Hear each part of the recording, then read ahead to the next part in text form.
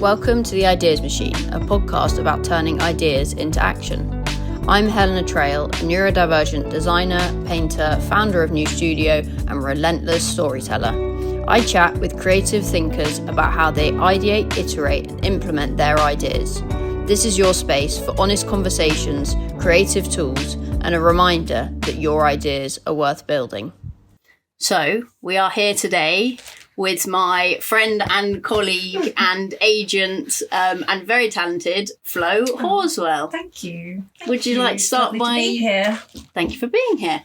And also, just to say, if you're listening and if you're then watching on YouTube, because this is an audio-visual podcast, we are joined by Tidy, who is a little dachshund. So if you hear any moving around or maybe he'll bark, let's find out. I don't think he will. Then that's why, and maybe he'll come say hi at the end. He's getting a few treats. Yes, he will. Anyway, Flo, do you want to introduce yourself, please? When you invited me onto your podcast, I knew you were going to ask me to do that. And the weirdest thing that I have found since becoming a founder is I don't actually know how to do that. And I think the problem is that quite a lot of what I've done is complicated, is new, and there isn't a hat. But what I am now saying is I am run an agency for artists, which helps strategize for them and visualize their work into a wider audience, largely via the stories that they perhaps struggle to share on their own. And then on top of that, I'm a sculpture expert, which means that I advise on installs across particularly London and do planning. That's the boring side of what I do. Oh, very interesting, I think. Anyway, no, thank you. That was pretty clear. I know, but I think when you are a person that does things and you like to do things, when someone then says, well, what do you do? And you say, well, I expose stories, it sounds so sort of wafty and not like a real job sometimes. But I think it's me finding what I say. The dog is whining. Shush. I think it's me finding weirdness in not having a really I'm an accountant or I'm a thing. But I think that's the way the world is going. We're inventing these new jobs all the time and tech is changing and suddenly you've got, especially as a founder, I think you're wearing 8 hats at all times. And I go into a room and you're networking and suddenly which hat are you wearing? Which one works in that room? I find that hard. I don't find being a founder hard. I find introducing myself hard, which I hadn't predicted when I set out on my own. Well, you're in the right place to talk about it, so this is perfect. So just to touch on the format of the Ideas Machine before we get into it and hear why you started Harvey Horswell, your, as you called it, agency, we're going to go through 3 sections, not 2. Ideate, iterate, and implement. And the format is to kind of follow from where it all began to, I'd say, mistakes and changes as an entrepreneur and iterating on those ideas through to how you implement them and what advice you might have for other people. Mm-hmm. So if we start where it all began, why Harvey Horswell? Well, and that's a long story. It actually begins in 1967 when my father and his first wife started a gallery in Mayfair in London. It was a sculpture gallery, and it was really formed out of being a collector rather than it being formed as a business. So my father and both of his wives, including his second wife, who is mine, collected... Sorry, he's making eating noises. Get down. Collected real animals. They had a zoo, a bird sanctuary, and they also collected sculpture. And so it reached the point that they had to open a gallery in London. And then my brother took that over in 1985, and then I joined the team in 2004. And we're actually in our 3rd generation in that gallery now, with my niece coming in.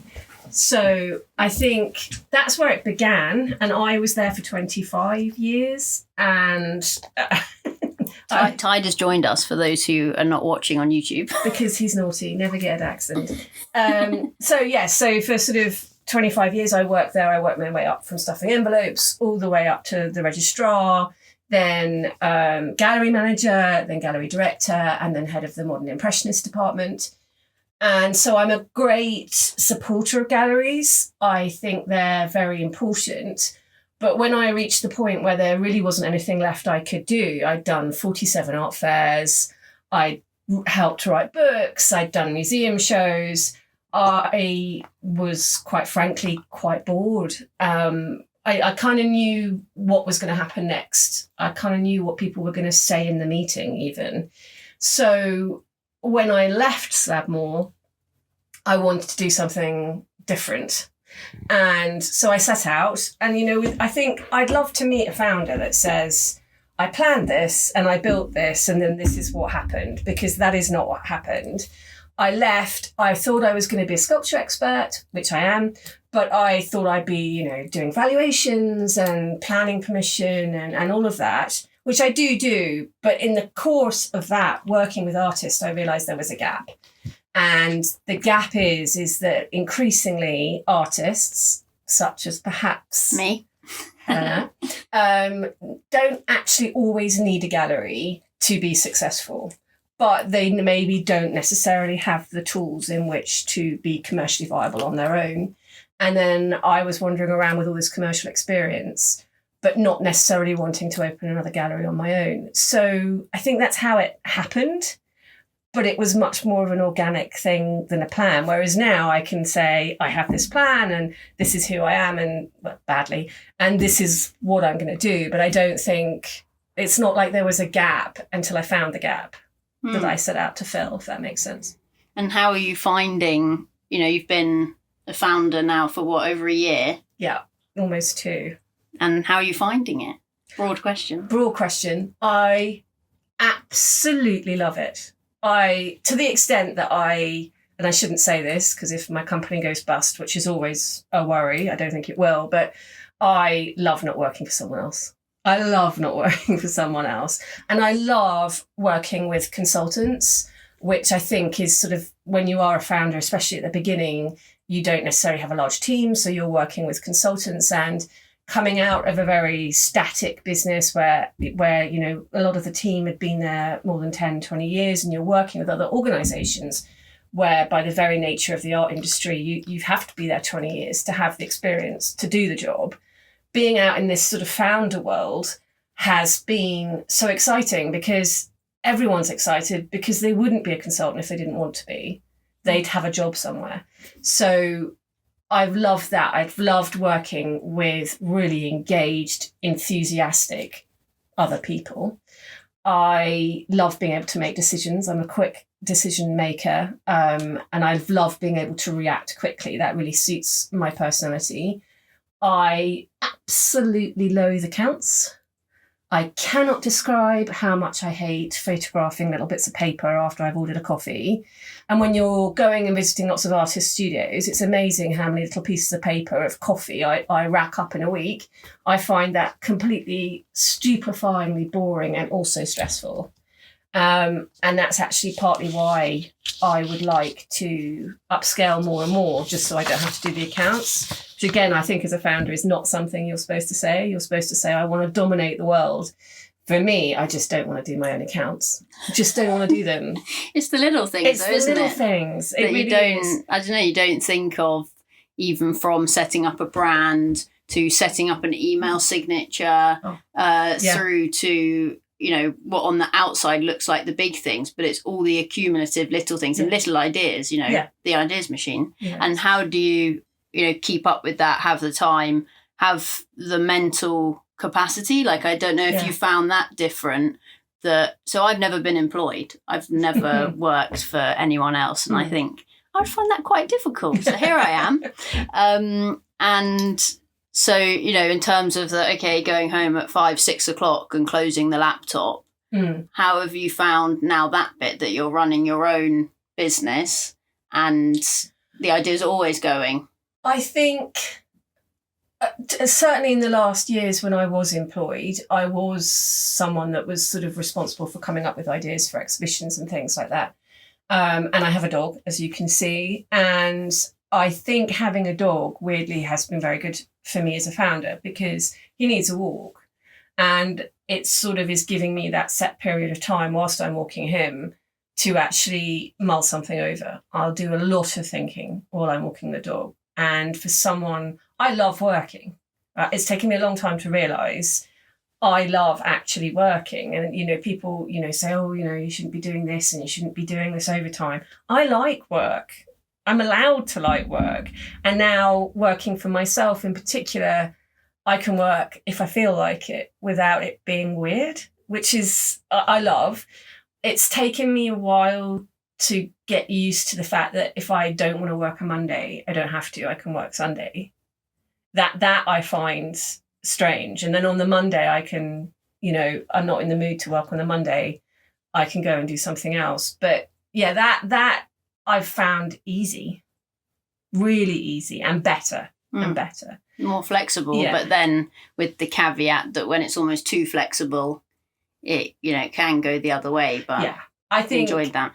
The thing is that I have really learnt is that you need to use technology to suit you. And, I use a lot of scheduling apps. I've gone through thousands to find one that actually suits me. I don't know if we're allowed to mention apps on here, but, I found the apps, and I have found also that I need to record when I'm working and what I'm working on. So I have a little clock app and all of my projects, and I record it. And that has actually really helped me stay accountable. I also have to give myself a complete day off once a week. And that's important. Walking the dog, reading a trashy novel, eating nice food. It's not necessarily going out and doing anything entertaining. It's just brain down time, and also away from screens as much as possible. Yeah. Yeah, super important.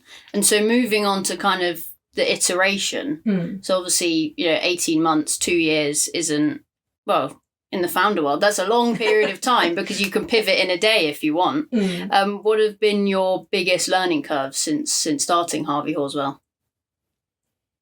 I think it's about negatively. I will do negative and positive. Okay.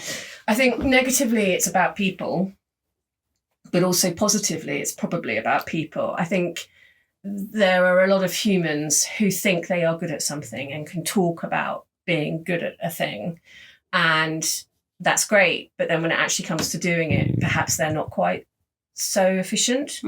It's taken me a while to be able to spot that, and I am nearing 50. When I set up my own company, I thought that I understood people, and until you're a founder, you don't.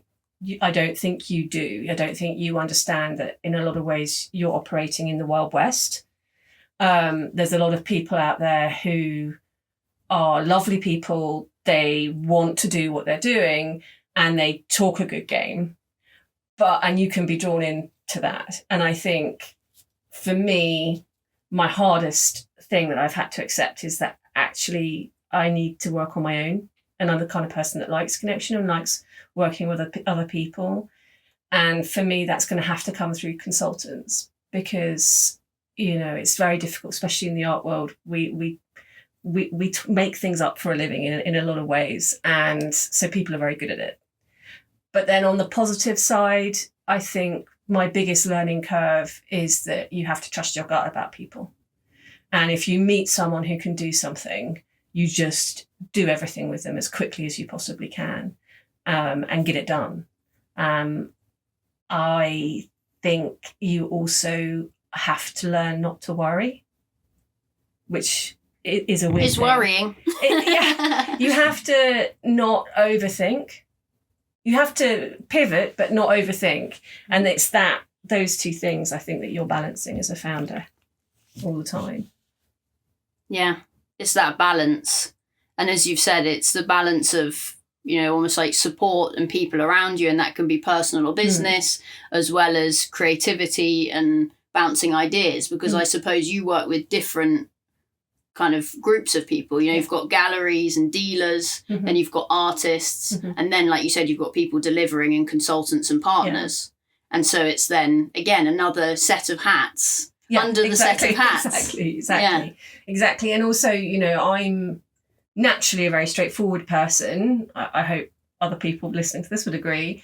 And I'm also quite open with ideas, particularly if I'm in a room and someone goes, oh, well, you know, this isn't working in our business. I go, oh, look, well, why don't you do this? And I have had to learn that maybe you can't do that.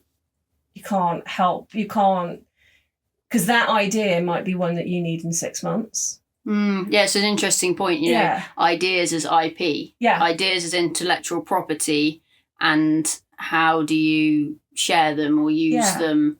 But then also, you know, a lot of business, you know, experts in sales and business development say giving something away for free, whether it's a conversation, a piece of advice, an idea, is really important. And so I've always found that balance quite hard, and have been known to, I give a lot. And that's great. And it means I have an amazing, and I think you're similar in the fact that you then got a really good network and people trust you and value your opinion. But at what point, you know, are you, because before when you're, you know, working in a business, that business's value is benefiting from that. Whereas as a founder, how do you, it's not about gatekeeping, but it's about benefiting from your knowledge. I don't want to become a human being that gatekeeps. No. I don't want to become a human being that doesn't talk about ideas. And it's balancing who you want to be as a human alongside, as you say, protecting the IP of your ideas. And I find that is a judgment call every day when you're me, because I'm one of those people that, you know, like those awful people that go, well, why don't you just do it like that? And I'm, you know, some people find that irritating, I suppose. It's quite, you know, I can't help it. You know, I came up here from London on the train today, and, you know, I was watching how the lady serving the tea was moving up and down the train. And I was like, you know what, it would have been much more efficient if she'd done it in this order, because she was complaining about her feet. And I had to bite my lip not to say it. That's who I am. And I don't necessarily want to change that. No. But for business, maybe you do. I don't know. Well, lots of hats, as we've said. So in terms of those different groups of people that you're working with and helping, I wonder if you want to zoom in on artists specifically briefly, because I'm sure there'll be lots of artists listening going, you know, oh, the next generation of digital tech, AI, etc. Like, how do you see that changing? It's going to change everything. But it's it is going to change everything. You can't get away from AI. And, you know, you see those memes where they say, you know, I thought we were going to create robots to clean the house. Instead, they're doing the art and I'm cleaning the house. I think that's coming. That's absolutely coming. And I don't think you can get away from it, but I think you have to lean into that. So in terms of AI, with all of my artists, I'm constantly saying, show the hours that you take to make something. Show the skill. And I think the problem with artists, the easiest way to explain this is if you are in a city and you're walking around, you can probably spot some artists painting. If you look at their faces, which not many people do, rather than what they're painting, they are in a meditative state. There is no way when you look at them that there's a lot of thinking going on. There's a lot of muscle memory, but they're in a state that those of us who aren't artistic perhaps don't reach. I mean, maybe sometimes when I'm filling out an Excel sheet and it looks amazing. You don't like accounts. I don't like accounts, but I love organising things. So, you know, I think you go into that sort of space as an artist, and then this artwork sort of magically appears. This is my feeling. You are an artist, so perhaps you could explain it later, but I feel like you go into this space and then you guys produce this artwork and then you just go, ta-da! And you aren't able to communicate to people about your art very well.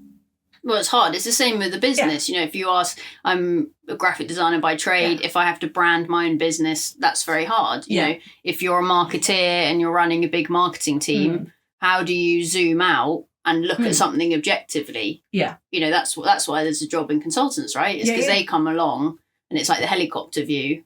How do they look down on something and say, this is what you're doing wrong? Which is where, and it's not wrong, it's here's an idea and here's how to implement it. Yeah. So that's, I guess, what you're saying you're doing with artists. And I think a lot of it's interesting, the helicopter idea, actually. But I think also it's coaching. A lot of the time, like I tend to go into a studio and I say, what do you want? And again, you'd think that would be an easy answer, and it's not. Do you want museum level recognition? Do you want sales? Do you want to paint full time? Do you not want to worry about your mortgage? Often the answer is all of them, but the path to them is a very different one to each of those things, and it happens at different stages in your career. And then on top of that, there's the business coaching. With most artists, they don't know their hourly rate. And that's often where I start when we're talking about pricing is, what's your hourly rate? Because you are running a business. And I think that's very much been missing from our artistic culture and our training at university. Or higher levels, you're taught to be an artist, but you're not taught how to run a business as an artist. And so a lot of what I do is sort of coaching. And often, I can walk into a studio. I've had 25 years, 47 art fairs. I vet 7 art fairs for sculpture, but I'm still seeing art constantly. I can walk into someone's studio and go, make that, make more of that. I might be wrong. I haven't really been, she says rather arrogantly. And often with artists, they'll be painting sort of 5 different things in the studio, but they just need someone to come in and go, do that, do more of that, be more you, and let's run it as a business. Yeah, and it's super hard.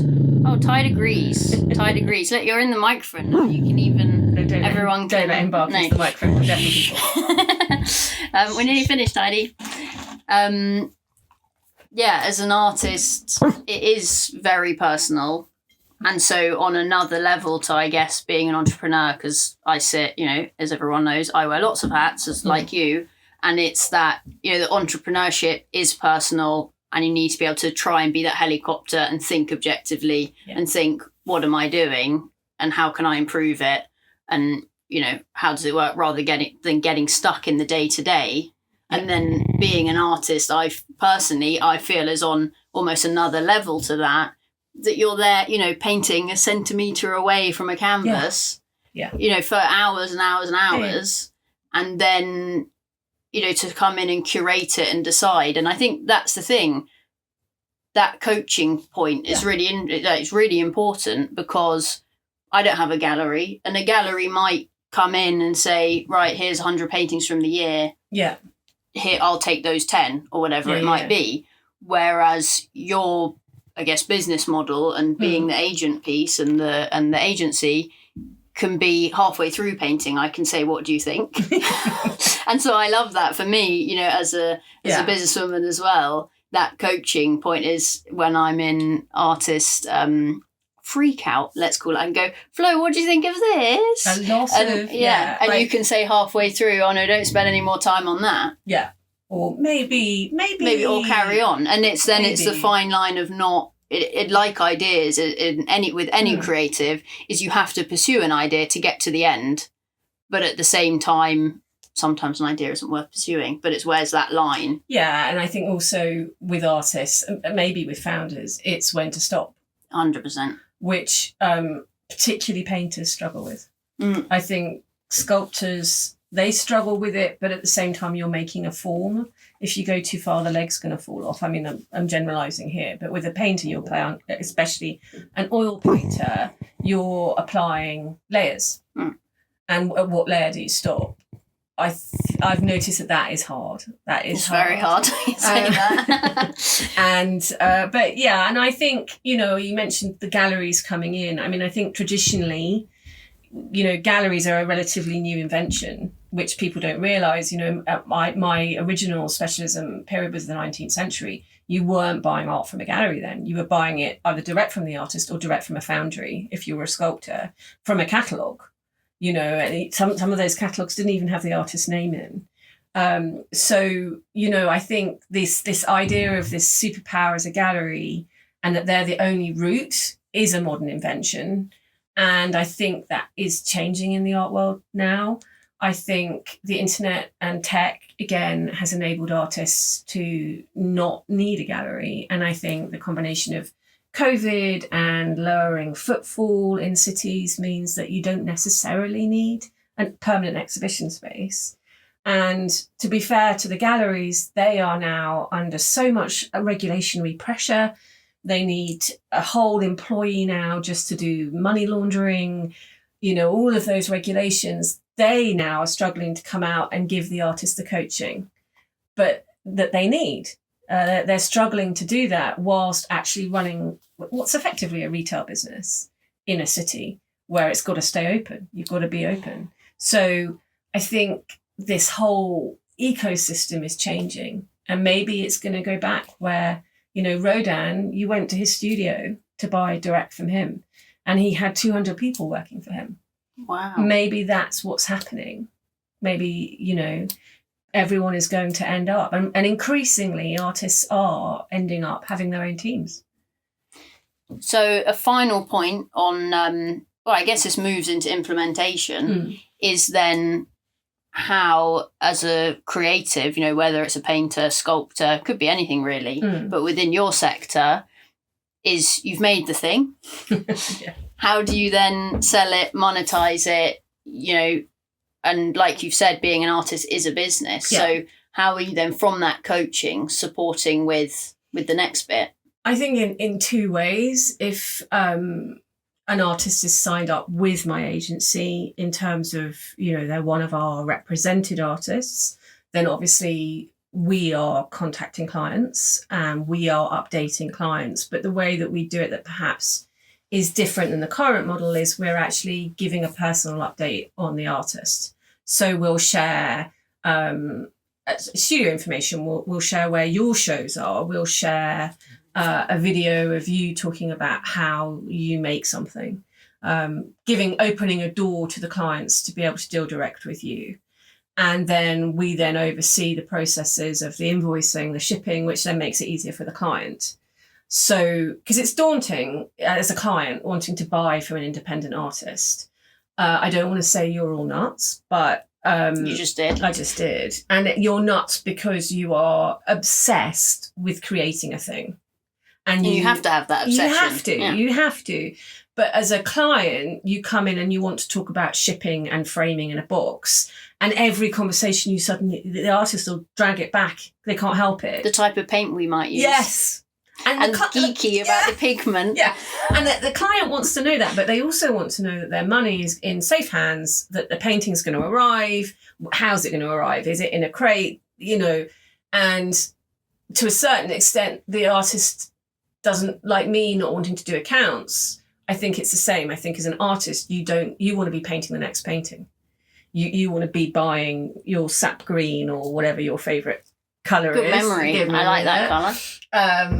That's what you want to be doing. So, and the client, I think, feels a bit more reassured that someone's there sort of checking the process. Because in their heads, they're buying from a magical creative who can't possibly pack things in a crate.